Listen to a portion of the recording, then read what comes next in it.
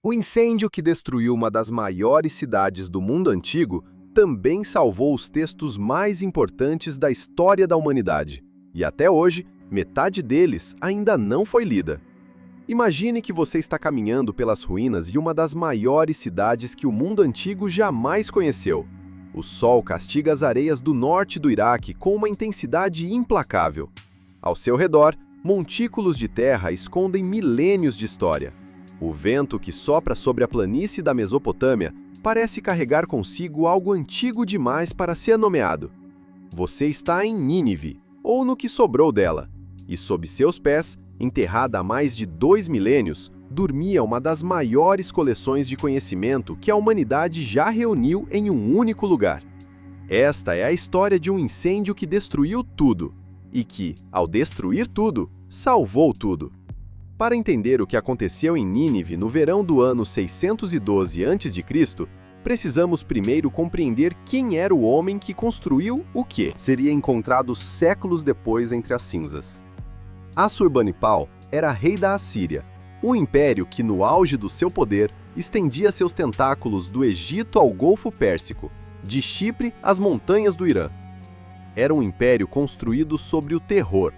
Os exércitos assírios eram conhecidos por sua brutalidade calculada, cidades inteiras deportadas, povos inteiros deslocados, reis capturados, desfilados acorrentados pelas ruas de Nínive como troféus vivos.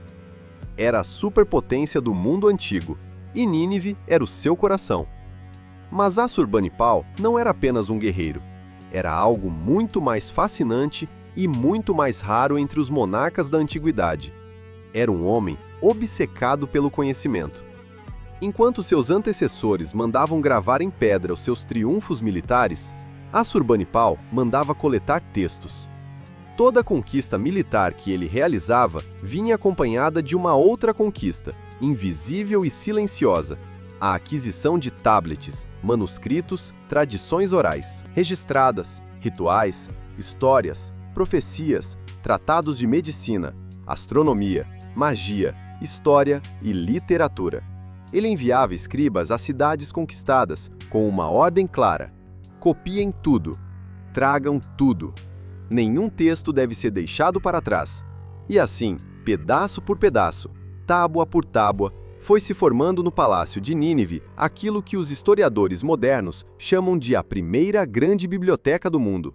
Não a primeira coleção de textos, os sumérios faziam isso há muito tempo, mas a primeira tentativa deliberada, sistemática e imperial de reunir o conhecimento de toda uma civilização em um único repositório. Assurbanipal queria que nada se perdesse. Ironicamente, seria a própria destruição de Nínive que garantiria que nada se perdesse. Mas vamos chegar lá. O que Assurbanipal acumulou era extraordinário até para os padrões modernos. A biblioteca continha textos de astronomia que descreviam os movimentos dos planetas com uma precisão que surpreendeu os cientistas modernos. Continha listagens médicas detalhando doenças, sintomas e tratamentos, algumas das quais seriam reconhecíveis por qualquer estudante de medicina de hoje. Havia rituais religiosos, hinos aos deuses, oráculos, profecias, registros de sonhos interpretados por sacerdotes, textos sobre como realizar exorcismos, sobre como afastar espíritos malignos, sobre como invocar a proteção dos deuses nos momentos de crise. E havia algo muito mais antigo do que tudo isso. Algo que Assurbanipal havia mandado copiar com cuidado especial. Algo que já era considerado antiquíssimo mesmo no século VII a.C.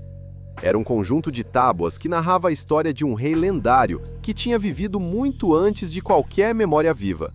Um rei que havia sobrevivido a um dilúvio devastador e que havia construído uma embarcação gigantesca para salvar os animais e os humanos da destruição total. Chamavam-no de Gilgamesh. Mas isso levanta uma pergunta ainda mais intrigante. O texto que Assurbanipal havia mandado copiar não era uma invenção do período assírio. Era muito mais antigo.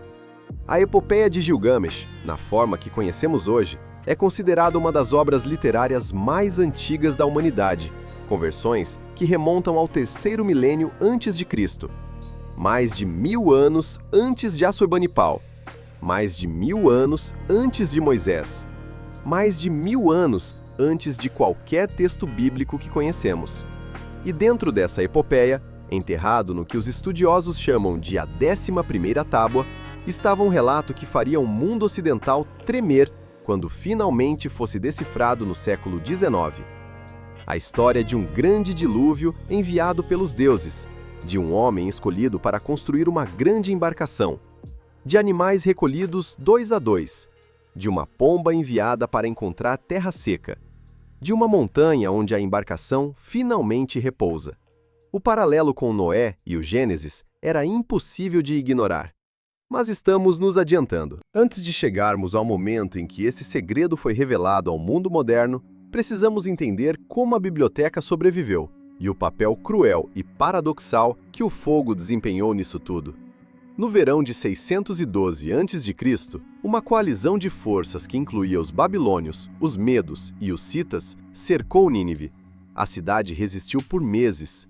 Era uma das cidades mais bem fortificadas do mundo antigo, com muralhas que mediam dezenas de metros de altura e uma circunferência que, segundo os relatos antigos, levava horas para ser percorrida a pé. Mas a resistência teve um fim. As muralhas caíram, os exércitos invadiram e começou o incêndio. Os soldados que atearam fogo nos palácios de Nínive não sabiam o que estavam destruindo. Provavelmente não ligavam. Para eles, fogo era a ferramenta definitiva de apagamento, a forma mais completa de negar ao inimigo qualquer possibilidade de recuperação. Mas aqui a história tomou um rumo completamente inesperado, movida por uma ironia que parece saída de um roteiro divino. As tábuas de argila não queimam, endurecem. Quando as chamas varreram os arquivos reais, o que elas fizeram foi exatamente o oposto do que fariam a papiro, pergaminho ou madeira. A argila crua, exposta ao calor intenso do incêndio, foi cozida. O mesmo processo que um ceramista usa hoje para endurecer potes e vasos aconteceu em escala massiva nos arquivos de Assurbanipal. As tábuas que haviam sido moldadas por escribas milênios antes, que continham histórias de deuses e reis, e dilúvios e estrelas, foram seladas pelo fogo, como se alguém tivesse previsto que precisariam sobreviver por mais de 2.600 anos. Nínive caiu. O Império Assírio, que havia dominado o Oriente Médio por séculos, desmoronou em questão de anos. A cidade foi abandonada, coberta pela areia e pelo tempo. Os textos bíblicos registrariam a queda de Nínive com uma satisfação quase palpável. O profeta Naum havia previsto sua destruição com palavras vibrantes de justiça poética. E por séculos, Nínive existiu apenas como memória, como profecia cumprida, como ruína sem nome. Até que um jovem advogado inglês decidiu que não conseguia parar de pensar naqueles montes de terra no Iraque. O nome dele era Austen Henry Layard, e ele é uma figura que merece muito mais atenção do que costuma receber nos livros didáticos. Nascido em 1817 em Paris, de família britânica, Layard tinha uma inquietação que o mundo civilizado de Londres simplesmente não conseguia satisfazer. Ele tinha lido os relatos de viajantes sobre os imensos montículos artificiais que pontilhavam o vale entre os rios Tigre e Eufrates, e algo dentro dele, alguma convicção impossível de articular, lhe dizia que havia algo extraordinário escondido naquelas colinas de areia. Em 1845, com recursos modestos e uma determinação descomunal, Layard chegou ao Iraque. O que aconteceu a seguir transformaria para sempre a nossa compreensão do mundo antigo.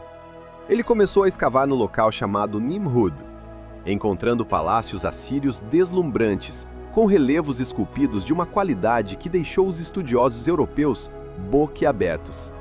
Mas era o local de Kuyunjik, nas margens do Tigre, que verdadeiramente o chamava. Em 1849, Layard e seu assistente, Hormuzd Hassan, um cristão caldeu local que acabaria se tornando arqueólogo por direito próprio, iniciaram escavações que os levariam direto ao coração do palácio de Senaqueribe, e logo em seguida ao palácio de Assurbanipal.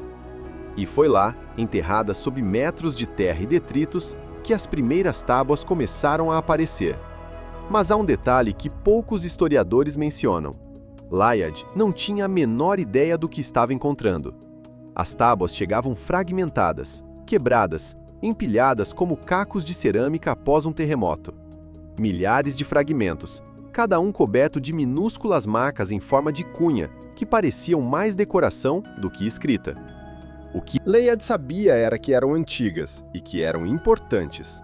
O que ele não sabia era que estava segurando nas mãos a literatura mais antiga do mundo. Histórias que existiam séculos antes de Homero, antes de Hesíodo, antes de qualquer tradição escrita europeia. Ele embalou os fragmentos com cuidado relativo. Tragicamente, muitos foram danificados no transporte e os enviou para o British Museum, em Londres. Ali, as tábuas esperariam por alguém que pudesse decifrá-las. Esse alguém era um autodidata de origem modesta, chamado George Smith. Smith trabalhava como gravador numa empresa de impressão em Londres, quando começou a visitar o British Museum durante os intervalos do almoço, fascinado pelas tábuas assírias que começavam a chegar em caixas de Nínive. Sem qualquer educação formal em assiriologia, na época, a assiriologia praticamente não existia como campo. Smith começou a aprender cuneiforme por conta própria, comparando símbolos, identificando padrões, construindo sua compreensão a partir do nada. Em 1872, George Smith estava trabalhando numa das tábuas do grupo que havia chegado de Nínive, quando algo nos caracteres cuneiformes à sua frente o fez parar. Ele começou a ler, e quanto mais lia, mais o sangue parecia esfriar nas suas veias. O texto descrevia uma grande tempestade enviada pelos deuses. Descrevia um homem instruído a construir uma grande embarcação. Descrevia animais embarcados, a água subindo, a destruição de toda a humanidade. Descrevia uma pomba enviada para encontrar terra seca. Descrevia a embarcação assentando sobre uma montanha. Era o dilúvio, era Noé, mas era mais antigo do que Noé. Segundo relatos da época, Smith ficou tão agitado que começou a andar em círculos pela sala e, em um episódio que os historiadores repetem com um sorriso, começou a tirar as próprias roupas ali mesmo no corredor do museu. Tal era o seu estado de excitação. Ele havia acabado de descobrir o texto, paralelo mais importante da história da literatura bíblica, o relato do dilúvio de Gilgamesh, mais antigo que o Gênesis por pelo menos 1000 anos. A notícia se espalhou com a velocidade que o mundo vitoriano permitia, o que significa que em questão de semanas estava nos principais jornais de Londres. As implicações eram vertiginosas. Se a história do dilúvio de Noé tinha um paralelo mais antigo na literatura mesopotâmica, o que isso significava para a originalidade das escrituras?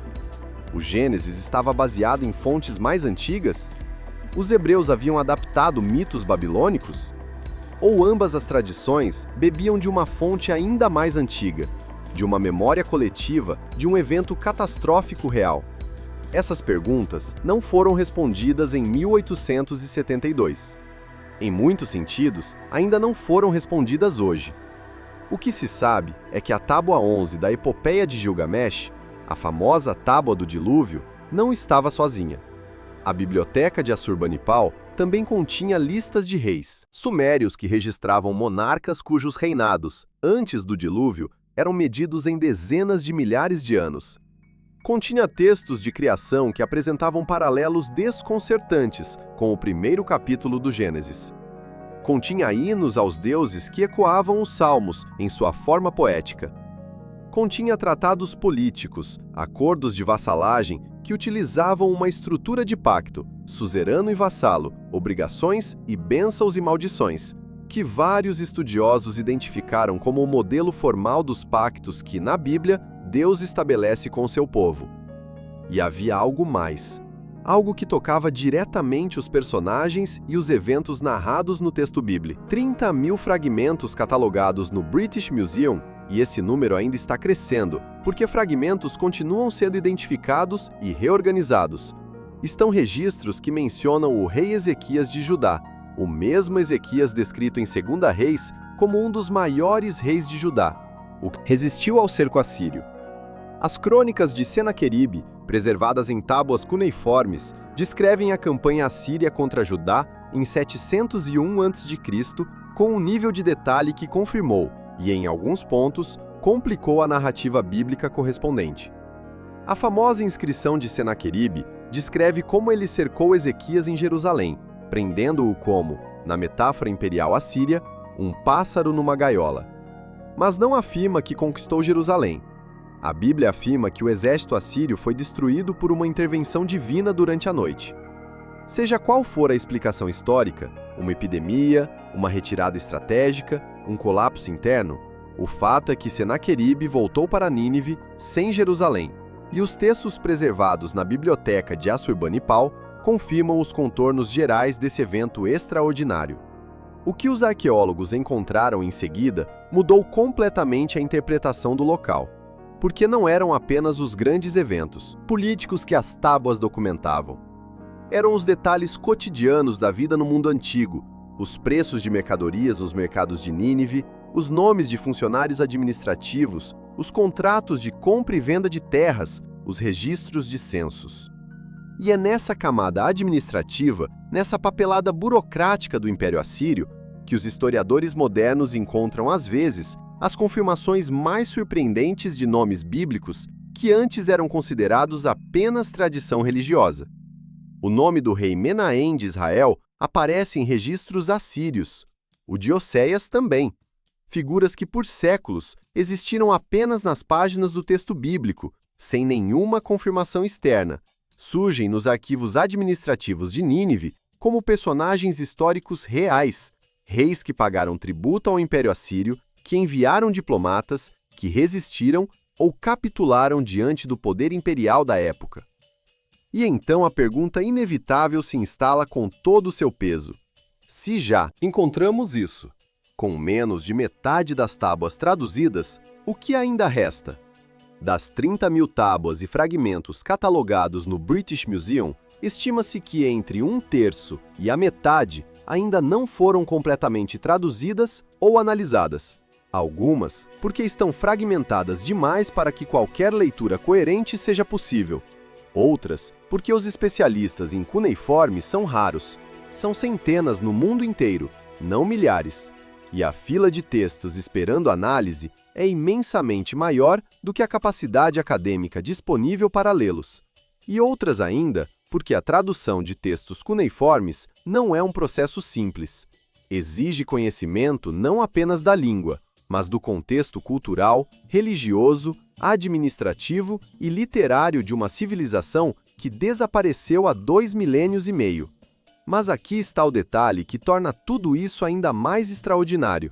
O British Museum não possui todas as tábuas de Nínive.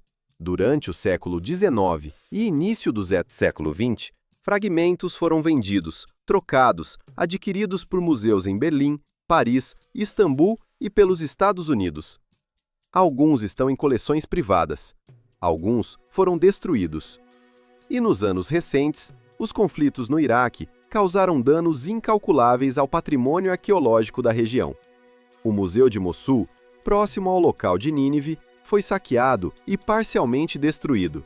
E tábuas cuneiformes que haviam sobrevivido 2.600 anos foram despedaçadas por mãos que não entendiam o que estavam destruindo.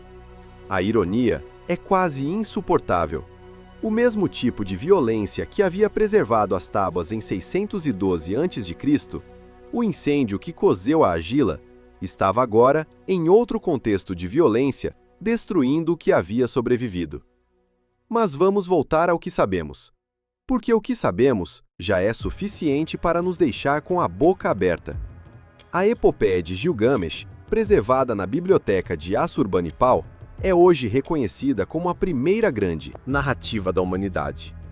Antes de Homero compor a Ilíada, antes de qualquer texto sânscrito do subcontinente indiano atingir sua forma clássica, antes de qualquer narrativa épica europeia, a história de Gilgamesh, o rei de Uruk, que buscou a imortalidade e aprendeu a aceitar a mortalidade, já estava circulando pelas cidades mesopotâmicas quando o Egito ainda estava construindo suas grandes pirâmides.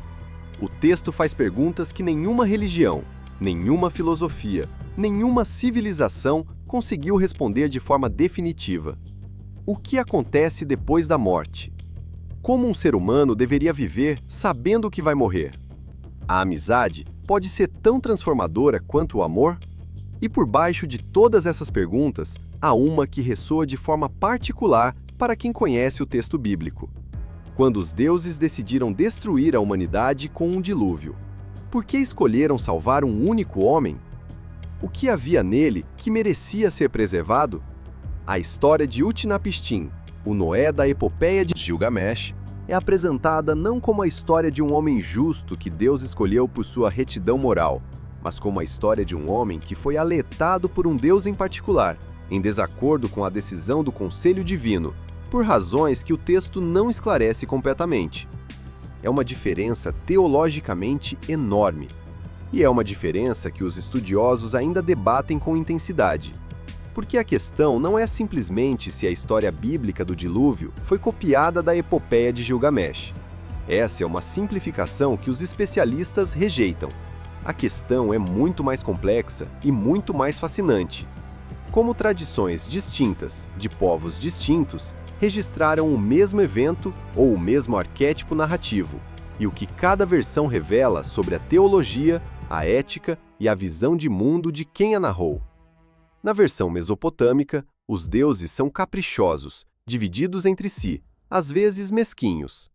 O dilúvio não é uma resposta à maldade humana, mas ao barulho que os humanos fazem, o que perturbava o sono dos deuses. No texto bíblico, a destruição é uma resposta moral à violência e à corrupção. A teologia subjacente é radicalmente diferente, mesmo que a narrativa superficial seja semelhante. E essa diferença teológica, essa insistência bíblica de que há um único Deus, moralmente coerente, que age com base em princípios éticos, é, para muitos estudiosos, o verdadeiro revolucionário do texto hebraico. Não a história em si, mas o que a história está dizendo sobre a natureza do divino. Mas isso levanta uma pergunta ainda mais intrigante. Se os autores do Gênesis conheciam a epopeia de Gilgamesh, e é quase certo que conheciam, dado o contato intenso entre os israelitas e a Mesopotâmia, especialmente durante o período do exílio babilônico no século VI a.C., então a forma como eles reescreveram a história do dilúvio foi um ato deliberado de reinterpretação teológica. Um texto antigo, familiar a todos, recontado com uma mensagem radicalmente diferente. Um ato literário e teológico de enorme sofisticação. E isso, por si só, já seria razão suficiente para que a biblioteca de Assurbanipal nos importasse. Mas há mais. Entre os textos ainda não completamente analisados, os assiriólogos sabem que há coleções de profecias, de textos oraculares, de registros de comunicações entre os governantes assírios e seus sacerdotes e videntes. Há registros de campanhas militares que ainda não foram completamente correlacionados com os textos bíblicos. Há listas administrativas que podem conter nomes de israelitas deportados, os famosos 10 tribos perdidas de Israel, que foram exiladas pelo rei Sargão II em 722 a.C. Nomes que poderiam nos dizer algo sobre o que aconteceu com esses grupos após a deportação. O rei Sargão II, aliás, é outro personagem cujo nome aparece exatamente uma vez na Bíblia, em Isaías 20.1, uma passagem que por séculos foi considerada por alguns céticos como um erro, uma invenção, um nome fictício, porque nenhuma fonte externa o mencionava. E então, as escavações no Iraque trouxeram à luz o palácio de Sargão II em Khorsabad, com inscrições monumentais que o identificavam como o rei que capturou Asdod. Exatamente o evento que o versículo de Isaías menciona. Um detalhe obscuro, desacreditado, provou ser historicamente preciso. Este é o tipo de confirmação que as tábuas de Nínive entregaram ao mundo, e continuam entregando. Pense nisso por um momento. Estamos falando de textos que ficaram enterrados sob a areia do Iraque por mais de 2.500 anos, que foram preservados não por uma decisão humana de proteção, mas pelo acidente histórico de um incêndio que cozeu a argila. que foram redescobertos por um advogado inglês com uma obsessão impossível de explicar racionalmente, que foram decifrados em parte por um autodidata que aprendia cuneiforme durante os intervalos do almoço, que revelaram não apenas a obra literária mais antiga da humanidade, mas também confirmações específicas, verificáveis, de nomes e eventos bíblicos que existiram por milênios apenas como tradição religiosa. E ainda assim, metade delas não foi traduzida. O campo da assiriologia avançou enormemente nas últimas décadas. Projetos digitais estão fotografando e catalogando tábuas que nunca foram adequadamente documentadas. Ferramentas de inteligência artificial estão sendo testadas para ajudar a identificar padrões em fragmentos cuneiformes que seriam impossíveis de analisar manualmente em tempo hábil. O Cuneiform Digital Library Initiative, uma colaboração internacional de universidades, está construindo uma base de dados que permitirá que pesquisadores em todo o mundo acessem e analisem textos que antes eram fisicamente inacessíveis, exceto a quem pudesse viajar a Londres, ou Berlim, ou Istambul. Mas o trabalho é monumental. Um único texto, cuneiforme de tamanho moderado, pode levar meses para ser completamente traduzido e contextualizado por um especialista. E os especialistas são poucos. Uma geração inteira de assiriólogos, a geração que aprendeu diretamente dos pioneiros do campo, já se foi. Formar novos especialistas leva décadas, o que nos deixa diante de uma equação vertiginosa. Há mais conhecimento enterrado nessas 30 mil tábuas do que qualquer geração viva conseguirá processar completamente. É possível, e vários estudiosos acreditam que é provável, que entre os textos ainda não traduzidos estejam referências a eventos, personagens ou tradições que mudariam nossa compreensão da história bíblica de formas que não podemos prever. Podem existir registros assírios ou babilônicos de eventos descritos na Bíblia com um nível de detalhe que até agora só possuímos pela perspectiva israelita. Podem existir versões de tradições religiosas que lançam luz sobre como certas histórias se desenvolveram. Podem existir listas de nomes que identificam indivíduos mencionados nos textos proféticos. Podem existir tratados políticos que esclarecem as alianças e traições que ocupam tanto espaço nos livros históricos do Antigo Testamento. Ou podem existir textos que levantem novas perguntas, que sequer sabemos formular ainda. E é aqui que a história de Assurbanipal e sua biblioteca se torna algo mais do que arqueologia, mais do que história bíblica, mais do que literatura comparada. Torna-se uma meditação sobre o próprio ato de preservar o conhecimento, sobre o que se perde e o que sobrevive, sobre as contingências absurdas que determinam o que a humanidade sabe de si mesma. Assurbanipal não sabia que estava preservando algo para a posteridade. Ele estava construindo uma biblioteca para o seu próprio uso, para o uso da sua corte, para a legitimidade e o poder do seu império. O fato de que seu palácio seria incendiado e que esse incêndio salvaria seus textos por 2.600 anos estava completamente fora da sua perspectiva. O fato de que um advogado inglês viria séculos depois, atraído por um impulso que ele mesmo talvez não pudesse explicar, e começaria a desenterrar o que o fogo havia selado, isso seria absolutamente impensável para qualquer habitante de Nínive do século VII a.C. E ainda assim, aconteceu. George Smith, o autodidata que aprendeu cuneiforme durante os intervalos do almoço e que ficou tão agitado ao decifrar o relato do dilúvio que começou a tirar as próprias roupas no corredor do museu, ele morreu em 1876, aos 36 anos, durante sua terceira expedição ao Iraque de disenteria, antes de ver o impacto completo do que havia descoberto. Hormuzd Hassan, o cristão caldeu que havia ajudado Layard a escavar e que havia continuado as escavações por conta própria, seria mais tarde acusado de venda ilegal de antiguidades, uma acusação que manchou sua reputação por décadas, embora estudos posteriores tenham sugerido que a situação fosse muito mais complexa do que a narrativa simplificada de culpa e inocência permitia. A história da biblioteca de Assurbanipal é também uma história sobre os humanos que a redescobriram, com suas grandezas e suas imperfeições, suas genialidades e suas limitações, seus triunfos e seus fracassos. O que sobreviveu de Nínive é, portanto, ao mesmo tempo muito mais do que qualquer um poderia esperar e muito menos do que gostaríamos de ter. É um fragmento de um mundo. Um espelho partido que ainda assim reflete, em seus cacos, imagens de uma civilização que moldou profundamente o contexto em que a Bíblia foi escrita, em que o monoteísmo hebraico tomou sua forma definitiva, em que as histórias que se tornaram centrais para 3 das maiores religiões do mundo foram registradas, transmitidas, discutidas e preservadas. Cada fragmento de tábua que um assiriólogo traduz é uma janela que se abre.